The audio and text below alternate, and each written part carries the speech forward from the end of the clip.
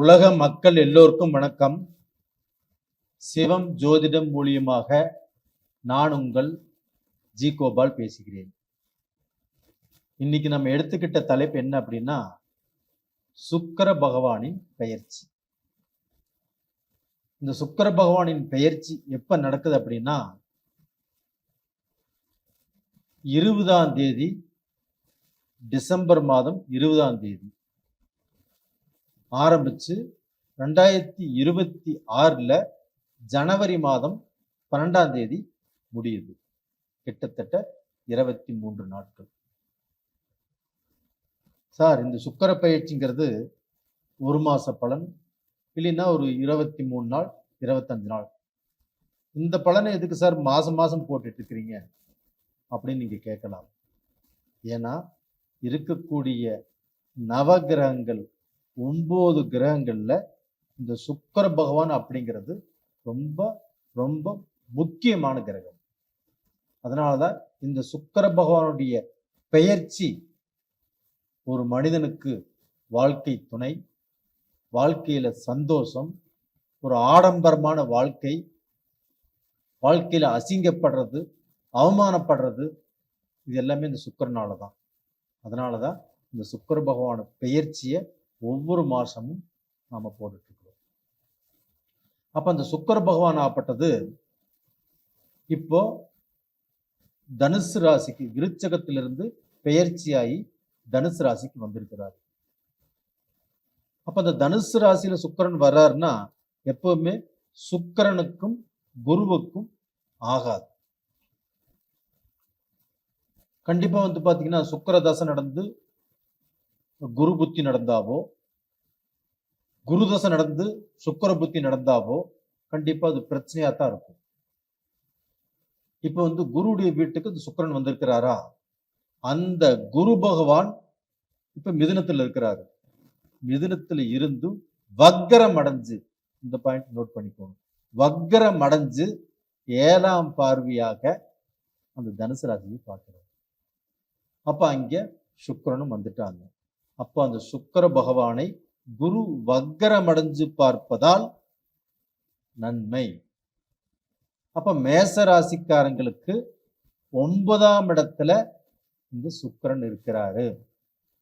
அப்ப அந்த சுக்கிர பகவான் ஆகப்பட்டது மேச ராசிக்காரங்களுக்கு நல்லதை செய்வாரா மாட்டாரா அப்படின்னா, கண்டிப்பாக நல்லதை இனி செய்வார். ஏன்னா இதற்கு முன்னாடி இருந்த சுக்கிரன் ஆகப்பட்டது கண்டிப்பாக அவங்களுக்கு பாத்தீங்கன்னா நல்லது செஞ்ச மாதிரி தெரியல. ஏன்னா பாத்தீங்கன்னா 8ஆம் இடத்துல இருந்திருக்கிறாரு. ஆனா இப்ப பாத்தீங்கன்னா இந்த சுக்கிர பகவான் ஆகப்பட்டது 9ஆம் இடத்துக்கு வந்திருக்கிறாரு. இந்த சுக்கிர பகவானால் கண்டிப்பாக நல்லது நடக்கும். என்ன சார் நல்லது நடக்கும்? மேசராசிக்காரங்களே, உங்களுக்கு 7.5 சனியே இப்ப நடந்தாலும் அந்த 7.5 சனியை மறந்துடுங்க. இந்த சுக்கிர பகவான் அப்படிங்கிறது முழு சுபகிரகம். அப்ப அந்த சுபகிரகமாகப்பட்டது இன்னொரு சுபகிரகத்தினுடைய வீட்டுல இருந்தும் அந்த சுபகிரகத்தினுடைய பார்வையை பெற்றும் அந்தமான பலனை யாருக்கு கொடுக்குறாங்கன்னா மேசராசிக்காரங்க. அப்ப மேசராசிக்காரங்களுடைய வீட்டுல ஒரு சந்தோஷம் நடக்கும், ஒரு சுபகாரிய பேச்சு பேசுவாங்க, சுபகாரியங்கள் நடப்பதற்கு வாய்ப்புகள் 99% இருக்குது. அப்ப பாத்தீங்கன்னா காது குத்தோ, கல்யாணமோ, கெடா வெட்டோ எல்லாரையும் கூப்பிட்டு சந்தோஷமாக அந்த மேசராசிக்காரங்கள் ஏதாவது விசேஷம் பண்ணுவாங்க. அது போக பாத்தீங்கன்னா இந்த சுக்கிர பகவான் ஆப்பட்டது 7ஆம் பார்வையாக மேசராசிக்கு 3ஆம் இடத்தை பார்க்கிறாங்க. அந்த 3ஆம் இடம் யாருடைய வீடு? புதனுடைய வீடு. அந்த புதனும் சுக்கிரனும் நட்பானவர்கள்.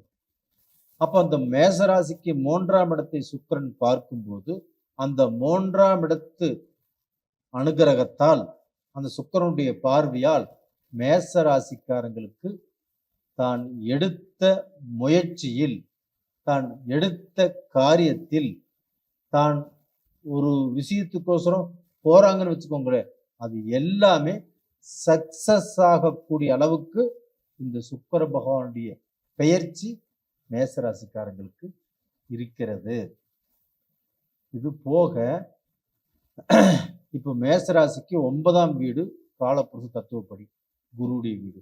அந்த குருவுடைய வீட்டில் சூரியன் இருக்கிறாரு, புதன் இருக்கிறாரு, சுக்கிரன் இருக்கிறார், செவ்வாயும் இருக்கிறார். அப்ப இந்த 4 கிரகத்தையுமே சனி பகவான் 10ஆம் பார்வையாக பார்க்கிறார். சனி பகவானுடைய பார்வை அந்த குரு வீட்டில் அந்த 4 கிரகங்கள் இருக்கும்போது நல்ல பார்வை. அது போக அந்த குரு பகவான் வக்ரம் அடைஞ்சு 7ஆம் பார்வையாக சூரியனையும் பார்த்துட்டாரு, புதனையும் பார்த்துட்டாரு, செவ்வாயையும் பார்த்துட்டாரு, சுக்கிர பகவானையும் பார்த்துட்டாரு. இதனால மேசராசிக்காரங்களுக்கு என்ன நன்மை நடக்கும் அப்படின்னா, தன்னுடைய ராசிநாதன், அதாவது மேச ராசிக்கு அதிபதி செவ்வாய் பகவான். அந்த செவ்வாய் பகவானை சுக்கிரன் பார்த்தா, குரு பார்த்தாரா, சனி பார்த்தாரா, அந்த சுக்கிரன் கூட இருக்கிறாரா, இது எல்லாமே அந்த மேசராசிக்கு யோகம். அப்ப தன்னுடைய ராசிநாதன் பலம் பெறுகிறார். அப்ப தன்னுடைய ராசிநாதன் பலம் பெறுவதால் மேசராசி இந்த காலகட்டத்தில் ஒரு விமோச்சனம் அடைகிறது. ஒரு வீரம், ஒரு தைரியம், ஒரு தன்னம்பிக்கை. முதல்ல பாத்தீங்கன்னா மேசராசியை பிடிக்க முடியாது.